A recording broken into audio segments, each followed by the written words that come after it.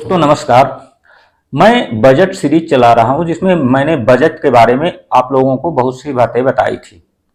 आज जो मेरा टॉपिक है बजट के संबंध में वो है जेंडर बजटिंग। जेंडर बजटिंग क्या है, इसकी आवश्यकता क्यों पड़ी, इसे क्यों बनाया जाता है, इसकी विशेष बातें क्या हैं, इसके लाभ क्या हैं तथा इसकी हानियां या चुनौतियां क्या हैं, मैं आप लोगों को बताऊंगा। जैसे दोस्तों आज आप लोग जान रहे हो, देख रहे हो कि सिर्फ भारत ही नहीं बल्कि पूरे विश्व में जो टाइम चल रहा है वो महिला सशक्तिकरण का टाइम चल रहा है। लेकिन महिलाओं का सशक्तिकरण बिना आर्थिक सशक्तिकरण के संभव नहीं है। ऐसी स्थिति में यह जरूरी हो जाता है कि उनका आर्थिक सशक्तिकरण किया जाए, क्योंकि महिलाओं का सशक्तिकरण का मतलब है परिवार का सशक्तिकरण। विश्व बैंक की रिपोर्ट में यह साबित किया गया है, यह दिखाया गया है कि जब किसी देश में महिलाओं के विकास पर अधिक खर्च किया जाता है तो उस देश में जीडीपी में अधिक बढ़ोतरी होती है।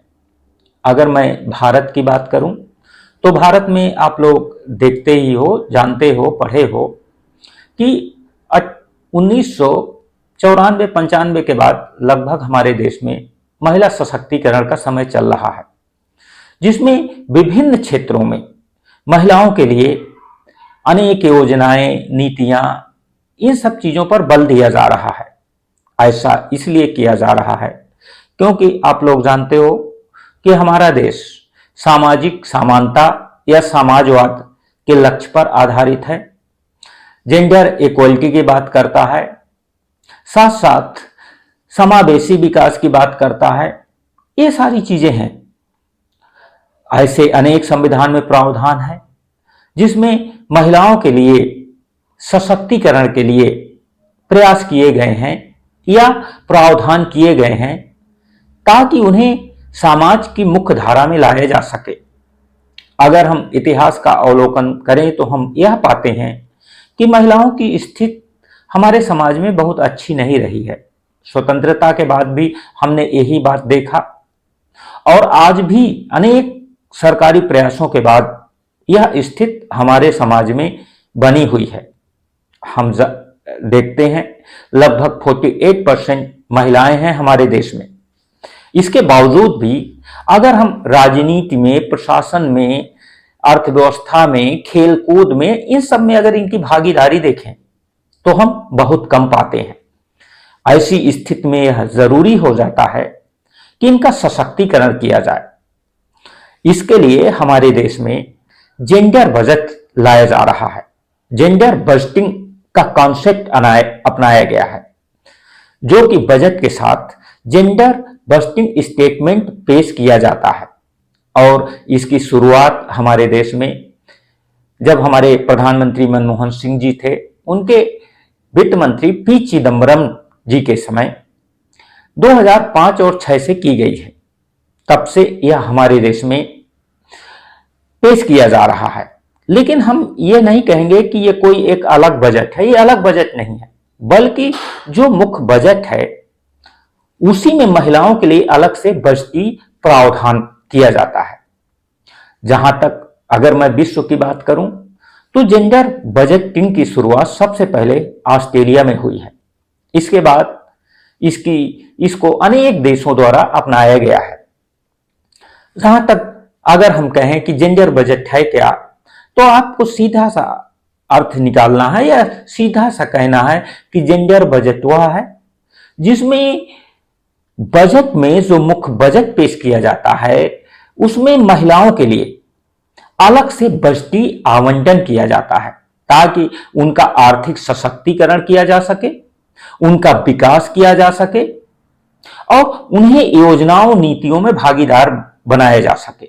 इसके लिए हम जेंडर बजटिंग लाते हैं। जेंडर बजटिंग में 2 पार्ट होते हैं, एक तो पार्ट ए और पार्ट बी। ऐसी योजनाएं जो 100% महिलाओं से संबंधित है, 100% महिलाओं के लिए बजटीय एलोकेशन किया गया है। उसे हम पार्ट ए में शामिल करते हैं और पार्ट बी में हम उन एलोकेशन को शामिल करते हैं जिसमें महिलाओं के लिए 30% योजनाओं में भागीदार बनाया गया है। आप ये कह सकते हैं इसे दो भागों में बांटा जाता है और हम कह सकते हैं कि जेंडर बजट में सरकार अपनी आर्थिक योजनाओं में महिलाओं को आर्थिक योजनाओं एवं नीतियों में महिलाओं को प्राथमिकता देती है।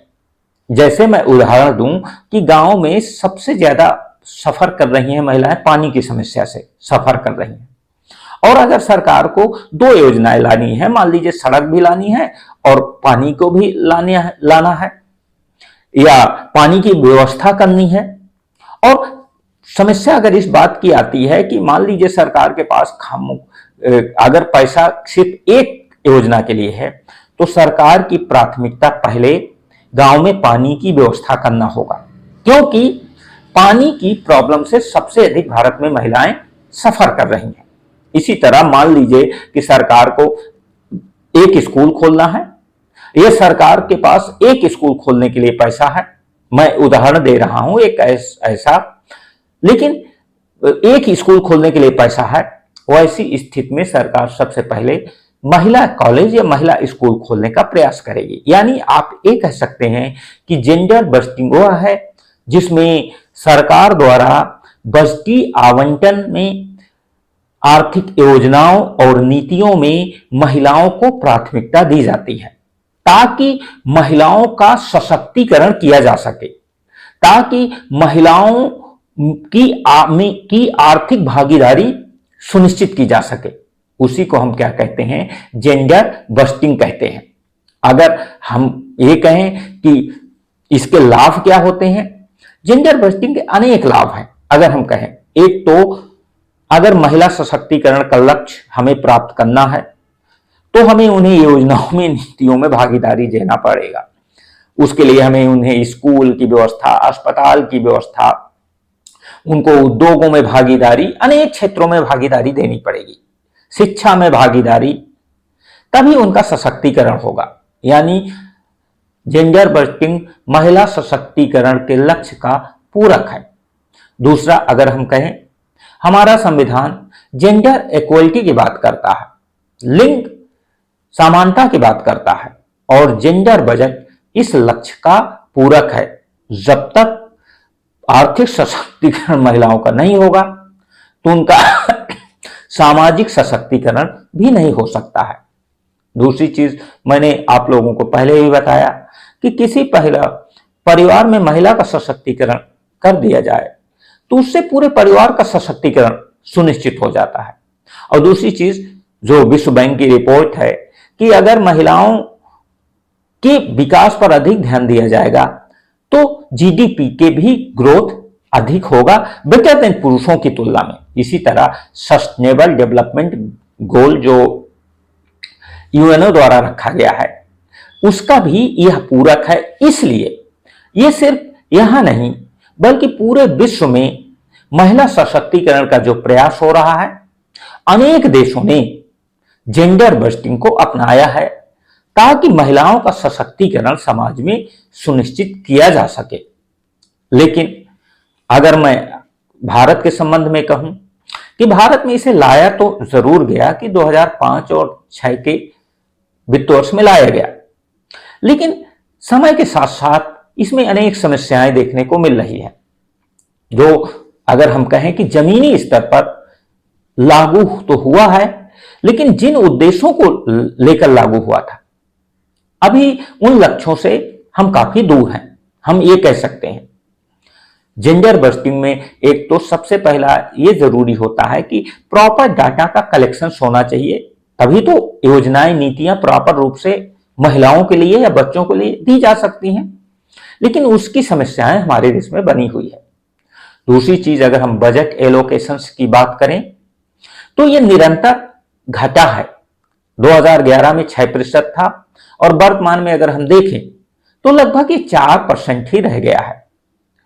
मैंने पहले भी बताया था आप लोगों को कि किसी भी योजनाओं, नीतियों की सफलता के लिए जरूरी होता है कि उसके साथ सरकार का विल पावर हो, सरकार की निष्ठा हो। लेकिन जब हम इसमें कमी देखते हैं तो योजनाएं, नीतियां भी अनेक चुनौतियां, समस्याओं का सामना करती हैं। इसलिए यह जरूरी है कि अगर सच में महिलाओं का सशक्तिकरण करना चाहती है सरकार, जो कि एक समाज की जरूरत है, उसके लिए आवश्यक है कि सरकारों को अपनी नियत और निष्ठा को सही करना पड़ेगा और उन्हें महिलाओं से जो भेदभाव हो रहा है समाज में, या जो उन्हें उचित प्रतिनिधित्व नहीं मिला है, या जितनी समाज में भागीदारिता होनी चाहिए, उसके लिए जरूरी है कि सरकार अच्छी नियत से, निष्ठा से इस संबंध में प्रयास करे। और जेंडर बजटिंग उस क्षेत्र में एक बहुत बड़ा कदम है, क्योंकि मैं पहले भी बताया कि बिना आर्थिक सशक्तिकरण के समाज के किसी भी वर्ग का सशक्तिकरण नहीं किया जा सकता है। यही बात जिन महिला सशक्तिकरण के संबंध में है कि अगर आप सच में महिलाओं का सशक्तिकरण करना चाहते हो तो आपको आर्थिक सशक्तिकरण करना पड़ेगा और जेंडर बजट को या जेंडर बस्टिंग को पूरी ईमानदारी के साथ देश में